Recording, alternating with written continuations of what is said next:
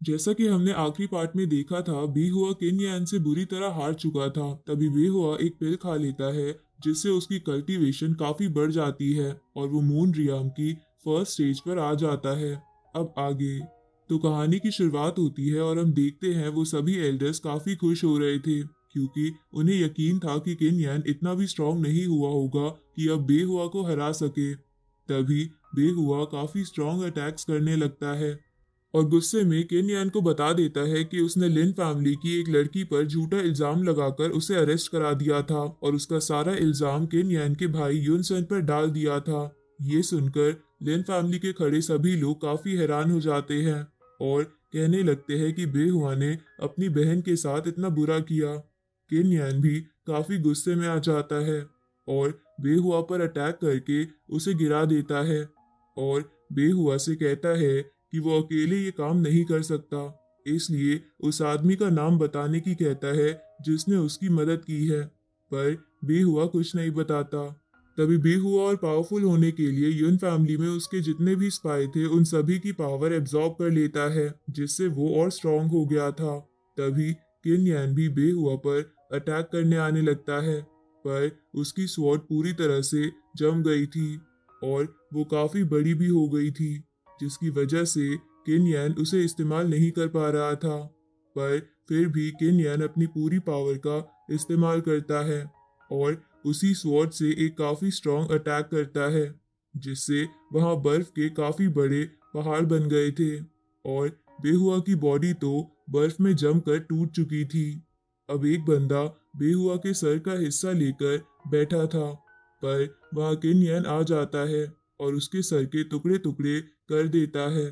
वो बंदा काफी डर जाता है लेकिन तभी वो अपनी जेब से कोई चीज निकालता है और उसे जमीन पर मार देता है जिससे काफी तेज रोशनी आती है और हम आसमान में काफी बड़ी परछाई देखते हैं। तभी किन यान के सामने एक 3 सर वाला काफी बड़ा बीस्ट आ जाता है और हमें पता चलता है वो बीस्ट लिन फैमिली का गार्जियन स्पिरिट बीस्ट है और इस बीस्ट को लिन फैमिली के मास्टर लिन वैन ने भेजा है और लिन वैन स्पिरिट बीस्ट को कंट्रोल कर सकता है। अब वो केन यान को फाइट के लिए चैलेंज करता है और उससे कहने लगता है कि जो आज उसने किया है बिल्कुल अच्छा नहीं किया। वो सभी एल्डर्स काफी हैरान थे क्योंकि लिन वेन सही में काफी पावरफुल है और खुश भी थे क्योंकि अब केन यान की टक्कर सही में किसी स्ट्रांग बंदे से होने वाली है। इधर केन यान चैलेंज एक्सेप्ट कर लेता है और कहता है जैसे बचपन में वो उसे हराया करता था वैसे ही अब भी वही हारेगा। वो बीस्ट जाने लगता है पर केन यान पीछे से लिन वैन से कहता है कि उसे उसका बीस्ट काफी पसंद आया है और अब उसे भूख भी लग रही है। तभी केन यान एक चुटकी बजाता है जिससे वो बीस्ट हवा में ही जाकर फ्राई हो जाता है और जमीन पर आकर गिरता है। अब वो इतना टेस्टी लग रहा था कि सबका मन उसे खाने का कर रहा था। जिसके बाद हम रात का सीन देखते हैं जहाँ केन यान जंगल में आया था जिससे वो बहुत सारे बीस्ट को मारकर उनकी पावर्स की पिल बना सके क्योंकि उसे लिन वैन से फाइट भी तो करनी है। अब देखते ही देखते रात से सुबह हो जाती है और किन यान ने बहुत सारे बीस्ट को मार दिया था और किलिंग की मदद से पिल्स भी तैयार कर लेता है और उन्हें खा लेता है जिससे अब उसकी पावर काफी बढ़ चुकी थी। लेकिन तभी वहां कुछ लोग आ जाते हैं जो किन यान से कहने लगते हैं कि उसकी हिम्मत कैसे हुई जो वो उनके जंगल में आकर बीस्ट को मार रहा है।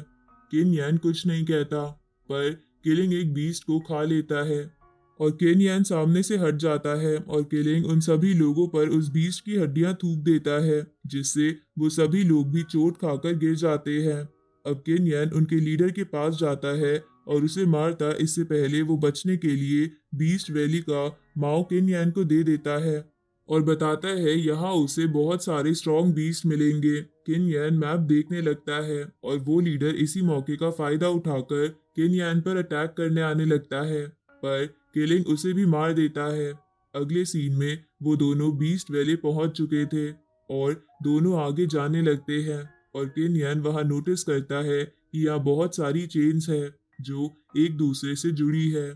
तभी वो चेन्स किन यान पर अटैक करने लगती है लेकिन किन यान एक अटैक से ही सभी चेन्स को डिस्ट्रॉय कर देता है। अब वो दोनों भागते हुए उस जगह के सेंटर में पहुंच चुके थे। तभी जमीन टूटती है और एक लड़का बाहर आ जाता है और हमें पता चलता है ये लड़का स्वॉर्ड गॉड कैंग है और इसने एक काफी पावरफुल आदमी फेंग वूजी को परेशान किया था, इसलिए उसने इसे यहाँ पर सील कर दिया था।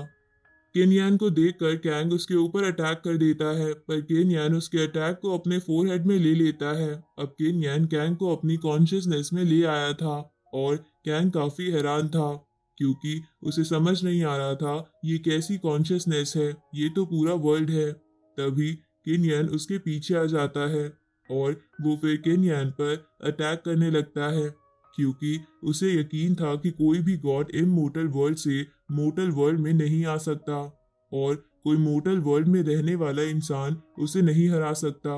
अब कैंग काफी पावरफुल अटैक्स करने लगता है, पर केनियन उसके सारे अटैक्स की पावर एब्जॉर्ब करके उसके ऊपर ही छोड़ देता है, जिससे अब कैंग की हालत खराब होने लगती है। अब केनियन उसे पकड़ लेता है और खुद के बारे में बताने की कहता है, पर कैंग तो काफी गुस्से में था और कहने लगता है अगर अभी वो अपनी बॉडी में होता तो केनियन को खत्म कर चुका होता।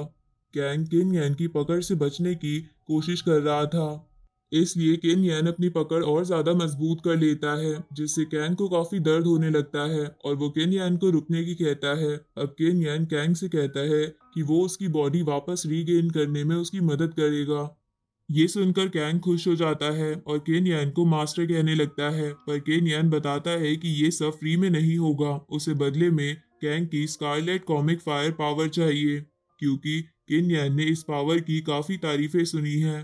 कैंग तुरंत मान जाता है और Scarlet comic fire power Kenyan के कॉन्शियसनेस में रिलीज कर देता है, जिससे वो फायर पावर हर जगह फैलने लगती है और केनियन की बॉडी पर भी आग जलने लगती है। अब कुछ ही देर में Kenyan Scarlet comic fire power को मास्टर कर लेता है, पर अभी उसका कलर थोड़ा अलग था क्योंकि केनियन ने अभी पूरी तरह से उसे नहीं सीखा था। पर अच्छी बात ये थी कि इससे केनियन का कल्टीवेशन लेवल भी बढ़ चुका था। इसके बाद केनियन वापस जंगल में आ जाता है, लेकिन तभी वो किसी के आने की आवाज सुनता है, इसलिए छुप जाता है। तभी हम इंडियन अकेडमी के लोगों को देखते हैं जो दो लोगों को कुत्तों की तरह लेकर आ रहे थे और केनियन ये देखकर समझ जाता है कि इंडियन अकेडमी बाहर से जैसी दिखती है वैसी असल में नहीं है। उनकी बातों से पता चलता है कि वो सभी किसी खास तरह के डिवाइन फ्रूट को ढूंढ रहे थे। तभी जिन दो लोगों को उन्होंने कुत्ता बना रखा था, उनकी मदद से उन्हें वो केव भी मिल जाती है जहां वो डिवाइन फ्रूट हो सकता है। अब उनका एल्डर आगे जाता है और उन दोनों को मारने की कहता है जिन्हें उन्होंने कुत्ता बना रखा था। हम देखते हैं उन दोनों में से एक लड़की थी और वो उन्हें छोड़ देने की कहने लगती है। तभी एल्डर कहता है कि लड़की को जिंदा रहने दो क्योंकि वो काफी सुंदर है और लड़के को मार दो। ये सब चल रहा होता है और केनियन भी देख रहा था, लेकिन तभी किलिंग के चीख आ जाती है। सिर्फ वो चीख ही इतनी पावरफुल थी कि वो एक अटैक में बदल जाती है और उस एल्डर के लग जाती है, जिससे वो एल्डर तुरंत ही मर जाता है। अब केनियन बाहर आता है और हंसने लगता है कि उनका एल्डर इतना स्ट्रांग भी नहीं था कि उसके बीस्ट की एक चीख झेल सके। अब सभी स्टूडेंट काफी गुस्से में केनियन पर अटैक करने आने लगते हैं, पर केनियन अपनी स्कारलेट कॉमिक फायर पावर का इस्तेमाल करता है और सभी को हरा देता है।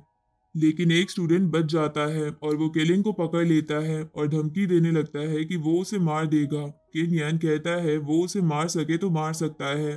तभी वो स्टूडेंट केलिंग पर अटैक कर देता है, लेकिन केलिंग उसकी स्वॉर्ड को दांतों से तोड़ देता है और उसे हवा में उछाल कर उस पर फायर अटैक करता है, जिससे वो मर जाता है। अब वो दोनों लोग केनियन को थैंक्स करने लगते हैं और तब केनियन को पता चलता है कि वो दोनों लिन फैमिली से हैं। केनियन उन्हें जाने की कहकर खुद केव में जाने लगता है। अब केनियन केव के अंदर आ जाता है और ध्यान लगाकर उन दोनों की बात सुनता है। वो बात कर रहे थे कि ये केनियन था और इसी ने उनके भाई बेहुआ को मारा है, इसलिए वो केनियन से बदला लेने का डिसाइड करते हैं और जंगल में एक दूसरा ग्रुप में भी उन्हें केनियन के बारे में बताकर केव तक लाने का तय करते हैं। केनियन ये सब सुन रहा होता है और सोचता है पूरी लिन फैमिली ही ऐसे लोगों से भरी है। जिसके बाद हम देखते हैं वो दोनों उस ग्रुप को केव में ले आए थे और वो सभी इतने स्ट्रॉन्ग और रेयर फ्रूट्स को देखकर काफी हैरान थे, पर उनका एल्डर सबसे पहले उन दोनों को मारने का फैसला करता है। ये सुनकर वो दोनों काफी डर जाते हैं और कहने लगते हैं कि उन्हें केन यान को मारना चाहिए, ना कि उन्हें। पर वो एल्डर उनकी एक नहीं सुनता और उन दोनों को मार देता है। केन यान भी ये सब देख रहा होता है और अब की बार वो बीच में नहीं आता।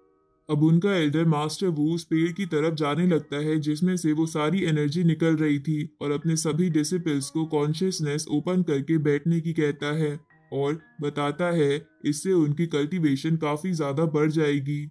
सभी डिसिपल्स ऐसा ही करते हैं और बैठ जाते हैं, पर हम मास्टर वू के चेहरे पर एक इविल स्माइल देखते हैं। तुरंत ही सभी डिसिपल्स बदल जाते हैं और जॉम्बी जैसी हरकतें करने लगते हैं। अब केन यान भी मास्टर वू के सामने आ जाता है और उनसे कहने लगता है कि उसने नहीं सोचा था कि एक मास्टर अपने डिसिपल्स के साथ ऐसा भी कर सकता है। अब मास्टर वू केन यान को बताते हैं कि ये डिवाइन फ्रूट है, ये 6000 सालों में एक बार उगता है और इसे खाने वाली की कल्टीवेशन मून रियाम के भी टॉप पर पहुंच जाती है। इसलिए मास्टर वो अकेले सारे फ्रूट्स खाना चाहते हैं जिससे वो सबसे ज्यादा स्ट्रॉन्ग इंसान बन सके। अब वो केन यान को भी थैंक्स करते हैं क्योंकि उसकी वजह से ही उन्हें ये केव मिली है। अब वो केन यान पर काफी स्ट्रॉन्ग अटैक कर देते हैं, लेकिन उनका अटैक गायब हो जाता है। केन यान हंसने लगता है और ये देखकर मास्टर वू को काफी ज्यादा गुस्सा आ जाता है और वो अपनी पूरी पावर रिलीज करने लगते हैं जिससे वो पूरी जगह हिलने लगी थी।